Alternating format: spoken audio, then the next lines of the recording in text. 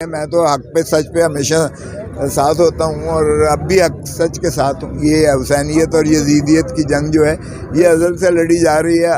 بالآخر جو ہے ہمیشہ سچ کو ہی جو ہے تقویت ملتی ہے, سچ ہی کامیاب ہوتا ہے. آج کل انشاءاللہ تعالی یہ کیس تو اڑ جانا ہے, نہیں اڑا تو بھی یہ 2 مہینے تک یہ جو مرضی کر لیں خان نبھایا. وہاں سے مطمئن ہے آج کی؟ ہم اللہ سے مطمئن ہیں. میرا خیال ہے کہ آنے والے 1-1.5 ماہ میں پاکستانی قوم دیکھے گی کہ یہ کنٹریکٹ کے ملازمین جو ہیں ان کی توسیع کے حوالے سے قانون سازیاں ہوں گی. عمران خان صاحب بھی باہر نکلیں گے اور مینڈیٹ کی بھی واپسی ہوگی انشاءاللہ. سر یہ دشمن ملک کو بھائی آپ نے مفاد دینے کی کوشش کی ہے, پہلے یہ تو بتا دیں. اور یہ سائفر شرمناک تھا جس میں پاکستان کی تضحیق کی گئی ہے اور پاکستان کی عزت اور غیرت اور ناموس کو دفن کیا گیا ہے.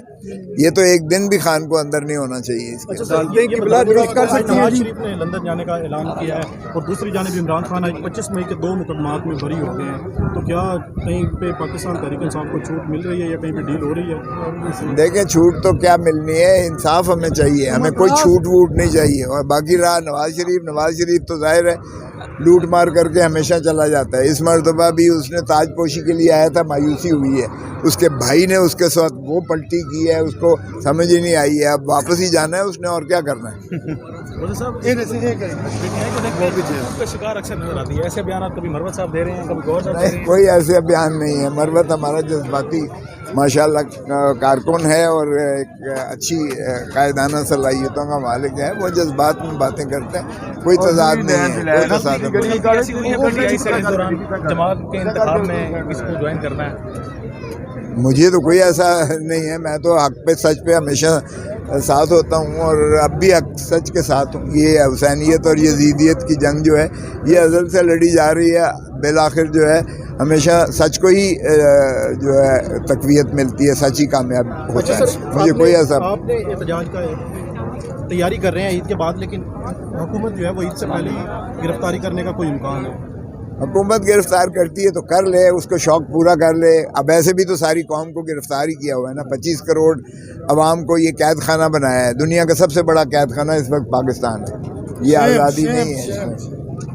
جو بڑی ہیں اس کے اوپر گفتگو نہیں ہوتی تھی.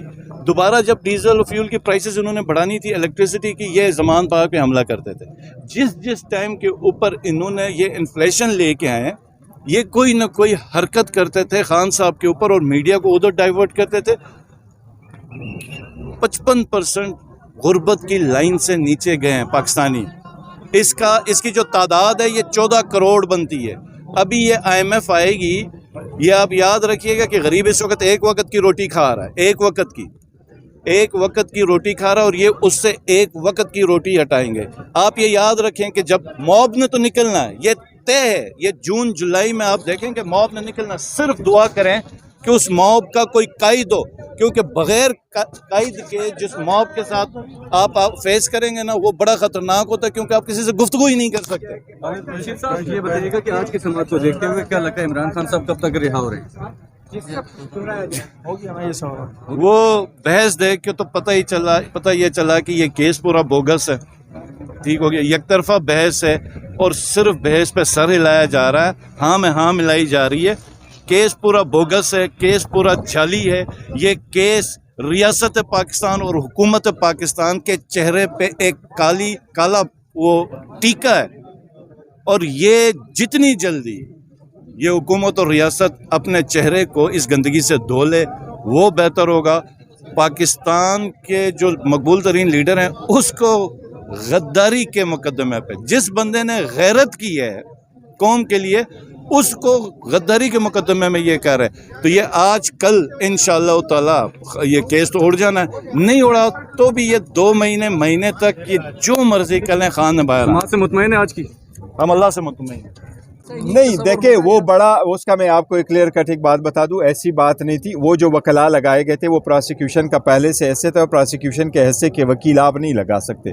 वकील इंडिपेंडेंट हो और वो वकील हो जो आपकी चॉइस का हो, चॉइस का वकील होना ही आईनी हक है। पिछली जो सन 88 से ज़ियाउल हक साहब के बाद पाकिस्तान की सियासत रही है, उसमें 13 साल डायरेक्ट आप हुकूमत में रहे हैं, आपके घर में वजारत उज़्मा की कुर्सी रही है। मियाँ साहब, आप इस कौम को बताएं कि इस कौम की बुरी हालत क्यों है, इस कौम को क्यों IMF के पास जाना पड़ रहा है, इस कौम का बच्चा बच्चा क्यों मकरूज है।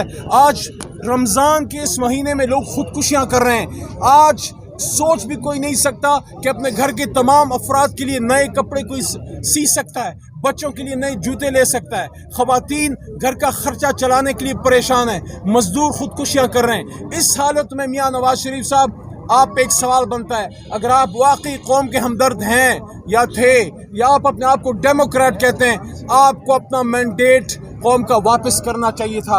अगर आप सिर्फ इतना कह देते कि लाहौर की अवाम ने मियाँ नवाज शरीफ पर एतमाद नहीं किया, डॉक्टर यास्मीन राशिद पे किया है, तो आपकी इज्जत बढ़ती।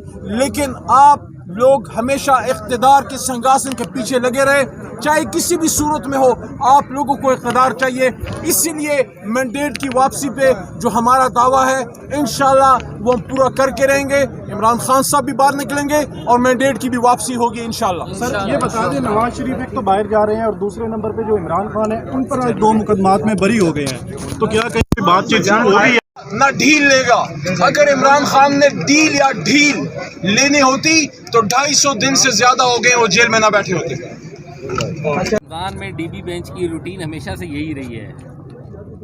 रात के 12 बजे तक भी बैठे हैं जजेस, क्या बातें कर रहे हैं। रमज़ान में ये रूटीन रही है। साहब क्या लग रहा है कि कब तक मुलतवी रहेगा, कब तक इस तरह के हालात चलते रहेंगे? देखिए अदलियत और कर्ब में से ये केस बनता ही नहीं है। मैं तो हैरान हो रहा हूँ। सुप्रीम कोर्ट ने अपने समाप्त कैसी सर, क्या रिमार्क्स है, पॉजिटिव रिमार्क्स है? कुछ नहीं कह सकते, केस चल रहा है, इसमें कुछ है ही नहीं, झूठ का परिंदा बनाया है ना। कानून के मुताबिक सुन के इस पर जल्द से जल्द फैसला हो ताकि ये अर्डील जो है वो हमेशा के लिए ख़त्म हो जाए। मामला रिमांड बैक होता हुआ नजर आ रहा है आपको, क्योंकि आज नहीं देखे ये रिमांड बैक वाला केस नहीं है, क्योंकि प्रोसिक्यूशन को आप बार बार मौके नहीं देते हो कि वो अपना केस जो है गलत प्लीट करे और फिर आ जाए और उसको सही करे। देखो अगर आप उसको रिमांड बैक भी करोगे तो एविडेंस यही है जो प्रोसिक्यूशन ऑलरेडी पुट कर चुकी है। हमारे तरफ से क्या क्रॉस होना था वो एक इशू है, इनके तरफ से जितना एविडेंस आना था ये एविडेंस लेके आ चुके थे, उस एविडेंस को भी बेस बनाओ। तो ये रिमांड का केस नहीं है, 100% ये क्वार्टल का केस है और अदलिया से हमें उम्मीद है इंशाल्लाह। भरत साहब, एक अहम मामला हुआ है, हुकूमत ने जो है वो 1 मार्च क्या कर रहे हैं पाकिस्तान तहरीक इंसाफ ने इस मुताबिक कोई अपनी पॉलिसी स्टेटमेंट क्यों नहीं दी? मेरा ख्याल है कि आने वाले 1-1.5 माह में पाकिस्तानी कौम देखेगी कि ये कॉन्ट्रैक्ट के मुलाजिमीन जो है उनकी तवसी के हवाले से कानून साजियाँ होंगी, बल्कि आइन साजी होगी। हमारे पास खबरें ये हैं कि PMLN और इनके जो दीगर साथी हैं ये मिल के कॉन्स्टिट्यूशनल अमेंडमेंट ला रहे हैं और हाई कोर्ट और सुप्रीम कोर्ट के जज साहिबान जो हैं उनकी उम्रों में 2 या से 3 साल तक इजाफा करने वाले हैं।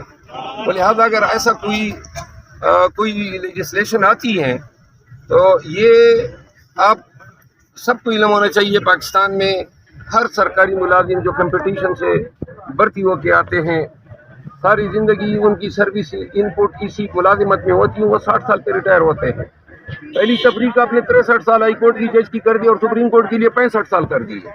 अब आप उसको 68 साल पे ले जा रहे हैं और हाई कोर्ट के जज को आप 65 साल पे ले जा रहे हैं। ये जुल्म होगा इंसाफ के साथ। और ये जो अदलिये में प्रमोशन है, जो हाई कोर्ट में सीनियर बन जाते हैं, जो सुप्रीम कोर्ट चले जाते हैं, वो